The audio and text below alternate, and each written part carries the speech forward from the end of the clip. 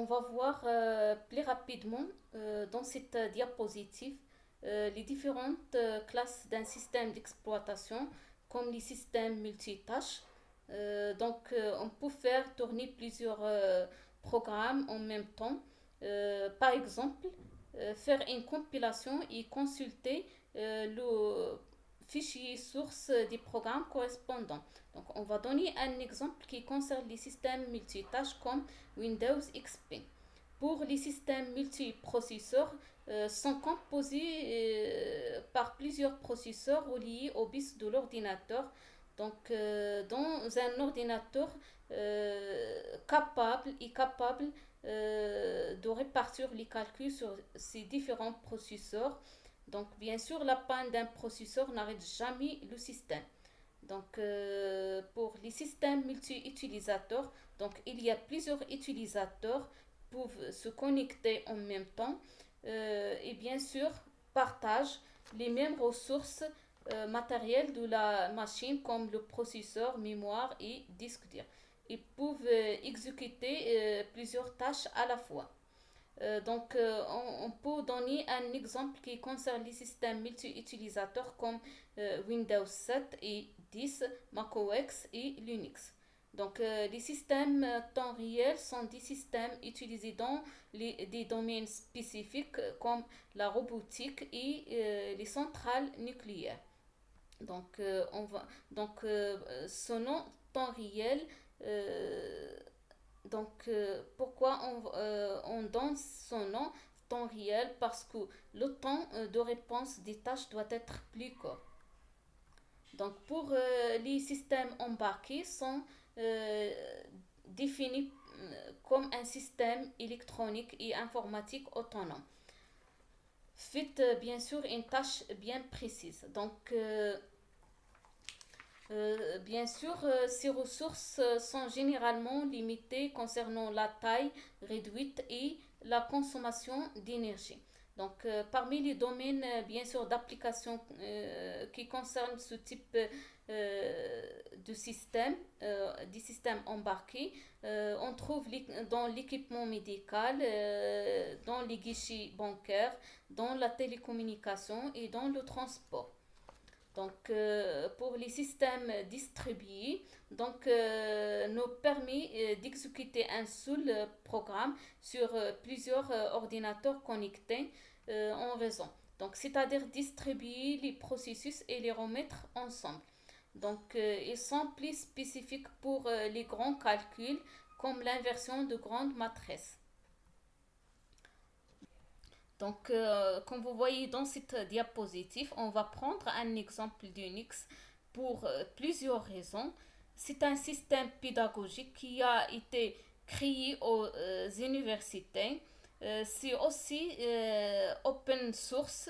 Ce système il a été créé par les deux chercheurs Ken Thompson et bien sûr Dennis Ritchie.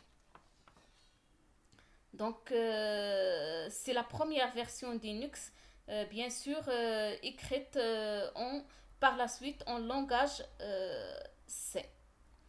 Dans l'année, bien sûr, 1984, développement du système 1 d'Apple.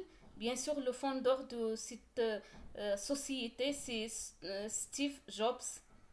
En 1991, la naissance de Linux, bien sûr, par Linus Torvald, bien sûr, pour tous les types, bien sûr, qui fonctionnent sur la majorité des architectures.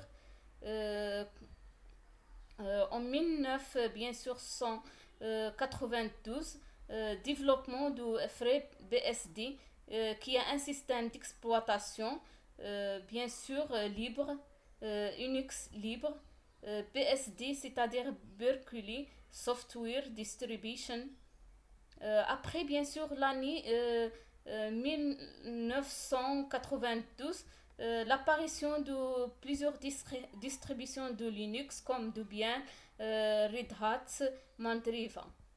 En 2001, bien sûr, Max macOS c'est un système d'exploitation d'Apple qui est un système Unix, bien sûr, de la famille BST.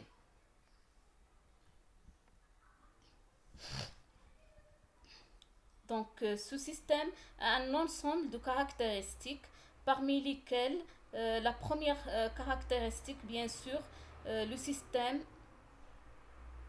le système, bien sûr, a un esprit multi-utilisateur. Il a bien sûr été conçu avec la réflexion que ce système va être utilisé par plusieurs utilisateurs avec en même temps, bien sûr, c'est en même temps, c'est pas comme le cas, bien sûr, de Windows XP. Une autre caractéristique, c'est-à-dire un interactif qui répond bien sûr aux commandes d'utilisateur. Bien sûr, une autre caractéristique aussi, c'est la capacité multitâche. Ça veut dire, bien sûr, dans le système, on peut faire tourner plusieurs programmes en même temps sur la même machine. Bien sûr, il y a aussi la portabilité. Ça veut dire que le système peut être installé sur plusieurs machines. Donc, on passe bien sûr aux caractéristiques qui concernent le système Linux. Bien sûr, gratuit, et on a la liberté d'étudier, bien sûr, le code et de l'adapter à nos besoins. Euh, Aussi, de modifier le code source et de partager, bien sûr, pour aider les autres. Le composant, bien sûr, le noyau Linux, c'est un composant essentiel de n'importe quel système d'exploitation moderne. On va spécifier le noyau Linux pour bien sûr pour essayer de comprendre les idées de base. Le noyau Linux, c'est un logiciel responsable de la gestion des ressources matérielles, comme la gestion de la mémoire pour stocker les données et éviter les conflits. Elle sert également à coordonner et assurer la communication des processus qui doivent fonctionner ensemble avec le partage d'un même élément, le processeur. Le partage et aussi le partage des entrées-sorties. Il nous permet aussi de fournir d'autres services comme la gestion des réseaux ou le système de fichiers que l'on va bien sûr voir par la suite. Le noyau Unix est généralement le premier programme qui a été chargé en mémoire principale. Il a aussi bien sûr lancé au démarrage du système d'exploitation jusqu'à son arrêt. Donc le noyau Linux s'exécute selon deux modes, bien sûr. Le mode super utilisateur, master. Bien sûr, toutes les instructions sont autorisées, comme la modification des mots de passe, le droit d'installer des logiciels et de changer les paramètres du système. Euh, Bien sûr, le mode utilisateur, slave, n'a pas le droit d'accéder au matériel et bien sûr d'utiliser euh, d'autres instructions.